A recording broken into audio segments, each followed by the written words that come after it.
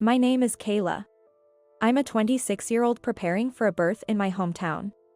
If we had a grandchild, such a daughter-in-law would be out of the picture. I overheard my mother-in-law bad-mouthing me to my husband as I was packing. She's not helpful, not pretty, doesn't bring in any money, and has no redeeming qualities. We don't need someone like that, right? No, no, no, she's so annoying.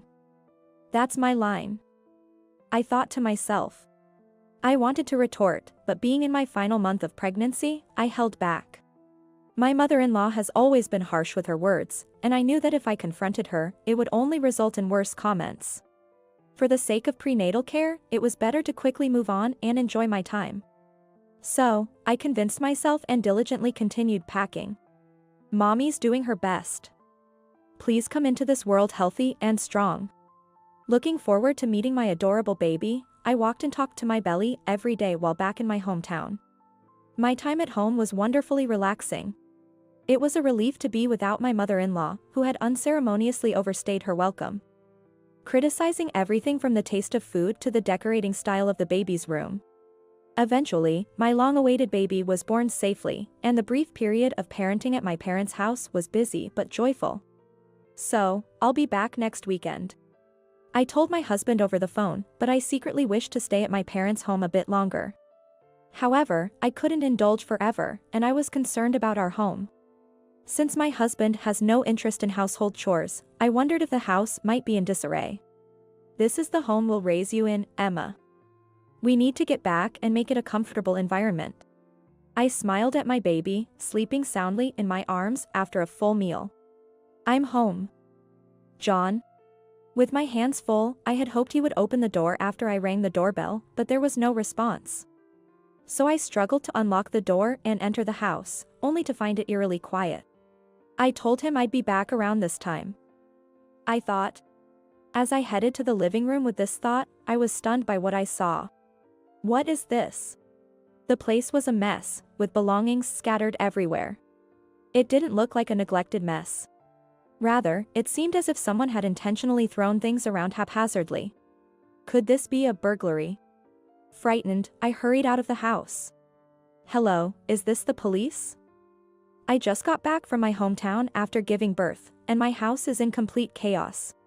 As I trembled on the phone, my normally calm baby started fussing, adding to my panic. A familiar neighbor, concerned, let me rest at their house for the time being. The neighbor calmed me down as I shivered with shock and fear, and my baby fell asleep again after drinking her milk. As I was settling down, I heard the sound of police sirens and, accompanied by the neighbor, returned home. The front door was closed. I was so frightened by the state of the living room that I didn't check the other rooms. I explained to the police, who commended me for my good response. Leaving the house and waiting for the police was the safest course of action in case of a burglary, they said. I hadn't thought about the danger of encountering the burglar, but the thought alone terrified me even more. What? Why are the police here? The shrill voice echoed as the explanation to the police was wrapping up. Oh, Mom, it's terrible. The house is a mess. We think it might be a burglary, and the police are investigating. Before I could finish, I felt a sharp slap on my cheek, making my vision blur. As the neighbor and the police officers murmured, my mother-in-law, red-faced, yelled at me. You shameless woman. How could you do this? Calling the police for a burglary. What were you thinking? Huh? I was stunned, unable to comprehend my throbbing cheek and furious mother-in-law. The neighbor intervened, saying that calling the police was nothing to be ashamed of. And a police officer added that it was their job to investigate. But my mother-in-law wouldn't listen. You're truly incompetent. I don't care about your birth in your hometown, or whatever. Leaving my precious John alone and running off to your parents' house. A wife who's not at home and doesn't do housework is useless. And now you come back and cause a police commotion. What a splendid wife indeed. No matter how much everyone around tried to explain that I wasn't at fault, it didn't seem to get through to my mother-in-law at all. I managed to gather my thoughts and began to wonder. Don't you care about the possibility of a burglary and the resulting damage? And isn't this your first time seeing your grandchild, Emma? Yet. You seem totally uninterested. Why is that? Everyone around me nodded in agreement with my words. Well, that's not the point. How dare a daughter-in-law, who doesn't even apologize, blame her mother-in-law like this? Mother-in-law dodged my question and continued to assert her point of view. Mom? What's going on? Interrupting the situation with a relaxed demeanor was my husband, John. John. Listen to this, it's terrible. Mother-in-law's face lit up like a fish in water upon the arrival of her beloved son. Kayla apparently called the police. Why? She's saying it might have been a burglary. That's nonsense. Tell her, John. Tell her not to do such senseless things. Well, hey, Kayla, could this burglary thing be a misunderstanding? Making such a big fuss is a nuisance to the neighbors. And it's not good. The police must be busy too, let's just ask them to leave. What? I felt dizzy, but for a different reason this time. It was one thing for my hostile mother-in-law to act this way, but for John, my husband, to say such things. Wait, John. The house is a mess. The police are still investigating, so we don't know if it's a burglary yet. But the way things are scattered is strange.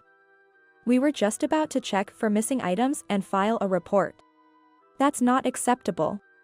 John raised his voice before I could finish explaining. Why? Unable to comprehend the situation, I started to cry in frustration. I came back to find no one at home, the room is a mess, not knowing what happened, I was scared. As I sobbed uncontrollably, a kind neighbor patted my back, and their warmth made me cry even more. Yet, mother-in-law and John only looked on with annoyance. Why don't you understand? My daughter, Emma, who had been sleeping, started crying too, and their faces grew even more displeased. In the end, I was again saved by the kindness of my neighbor and the concerned looks of the police officers and spent the night at the neighbor's house. Stolen items? I don't know. It's just Kayla making a fuss. Let's go inside. Yeah, Kayla, you need to cool off. Mother-in-law and John seemed unconcerned about the state of the house, even with items strewn everywhere, and quickly went inside after the police had finished their investigation. I thought he wasn't like this. Standing in front of the closed door, I remembered John's words. Mom always thinks I'm still a kid. It's so annoying. I just go along with her to avoid making waves, but it's a nuisance, he had said. However, I couldn't just stand there forever. Apologizing repeatedly, I ended up imposing on my neighbor for the night. Mommy's got to be strong. We'll get through this, Emma. I spoke to Emma, who had finally fallen asleep despite her fussing. The next day, when I went to my house, mother-in-law and John were there. Mother, did you sleep here? In this state. The living room was somewhat cleared for them to sit, but it was nearly the same as the day before. Yesterday, the police had checked the other rooms, and they were all in a similar state, with items thrown out of storage. Despite constantly criticizing my cleaning as inadequate, mother-in-law stayed overnight in the house in its chaotic state. And, without making any attempt to start cleaning, she just sat there sulkily, as if it was someone else's problem. Sleep here? Of course. Poor John was abandoned by his wife, so how could I leave? I couldn't hold back and responded. I didn't abandon you, you didn't take what I said seriously. Oh. What a way to talk. Mother-in-law's anger intensified. Then John chimed in. Seriously, making a fuss about a burglary? Have you cooled down? John said this in an annoyed tone, and something inside me just snapped. Yeah, right. It's not a burglary. I was surprised at how low and calm my voice was, but John didn't react to the anger in my voice. Instead, he smirked slightly. Ah, finally got it? Yeah, making a big deal about a burglary is just too much. Anyway, you should start cleaning up. John said this as if it were none of his business, and mother-in-law, too, lifted her chin triumphantly. Housework and childcare are the wife's job, right?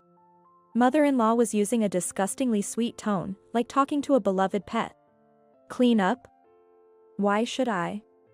You two made the mess, so you should be the ones to deal with it. I shrugged my shoulders in resignation, facing the two who were looking down on me. What? What did you say? As expected, they didn't like my response. Such a wicked daughter-in-law. Stop your backtalk and start moving already.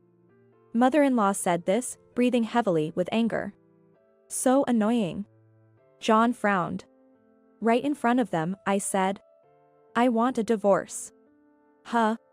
John was dumbfounded, his eyes darting back and forth. That's right, a divorce. Right now.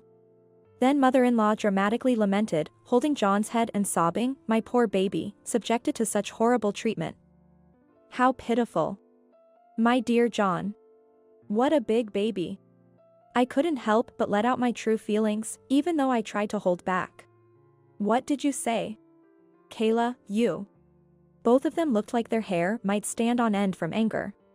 Of course. They wouldn't stay silent after being talked down to by me. But I wasn't planning on backing down either. Didn't you hear me? Or can't you understand? Divorce, divorce.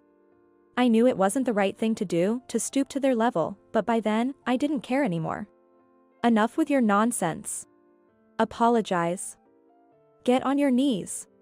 Angry, they pushed me down, pinning me to the floor. Apologize. John's grip was so tight it brought tears to my eyes. Just then. Kayla. Get your hands off my daughter. My parents came to my rescue, having rushed over to help. Behind them, I saw the kind police officer from yesterday. Coughing and relieved, I let out a sigh. What are you doing here, barging in like that? Leave immediately. Mother-in-law and John struggled as the police restrained them. It's no use. You're being detained for assault. I stood up with my father's help and smiled at the struggling two. Actually, we only came to follow up on yesterday's incident. I never expected it to turn into an assault. What do you mean? John was aggressive, but I wasn't scared anymore. The house is equipped with a baby monitor camera that I had set up for Emma. It's a live camera. So it didn't record the person who trashed the room. I said, and both of them visibly relaxed. Huh? What's that got to do with anything? I told you, it's a live camera. Right now, the kind neighbor who helped me yesterday is watching this room. And they witnessed your conversation yesterday with a group of people at the police station. I even gave the address to my parents so they could watch too. You see, after mother-in-law and John disappeared behind the door yesterday, I started checking the baby monitor. The police suggested this burglary incident seemed suspicious, possibly a setup. They suspected not only my mother-in-law but also my husband. Unfortunately, they were spot on. Before I came back, you two deliberately trashed the room and then left, planning to come back and blame it on me, right? You wanted to say. Such an unbelievable wife doesn't deserve to be in our family. You plan to extract an apology payment from my parents. The reason? Because Emma wasn't a boy and therefore not needed. You were all set to get rid of your unnecessary wife and find a new one. With your mother-in-law's approval of your affair, right? I said it all in one breath. Then, everyone except mother-in-law and John looked at them with cold eyes. Maybe there's some mistake. Yeah, right. Exactly, I would never cheat. Yeah, right. Kayla. Do you have more to add to this useless conversation? Wait. For a moment, mother-in-law, forgetting her position, started to retort but realized that the eyes around her were unforgiving. I refuse to be a part of this. I don't want to be told I'm needed or not needed for such unreasonable reasons. Since I arrived today, none of you have asked about the baby. Relatives who show no concern for their own family member? I don't need them. The neighbor caring for Emma has shown her more love than you ever did, which is not normal. I'm going back to my parents' home.